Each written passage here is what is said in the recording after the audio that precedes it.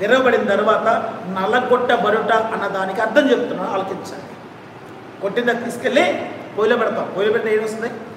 బూడిద బొగ్గు తప్ప ఏమి రాదు. ఒక కర్ర నుంచి వచ్చింది తెలుస్తుంది తప్ప అది వేప కర్ర, టేకు కర్ర లేదా ఏ కర్ర అన్నది తెలియదు.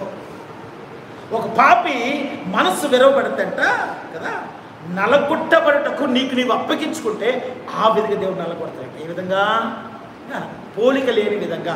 ఏ పోలిక? పాపపు వాసన లేని విధముగా, పాప పోలిక లేని విధముగా. దేవుని స్తోత్రం. ఆ విధంగా నల్లగొడితే నేను చూస్తే ఇది గోపేనా, లేకపోతే ఇది యేసురాజేనా, లేకపోతే రామేనా అని నేను పోల్చుకోలేనంత ఉండాలా. ఎలా ఉండాలి? ఎలా ఉండాలి? ఎలా ఉండాలి? లోకం నేను చూస్తే ఇంతకుముందు లోకం నేను చూస్తుంది కదా, నువ్వేంటో లోకాన్ని తెలుసు కదా, అంతే కదా. ఎక్కడి నుంచి నీకు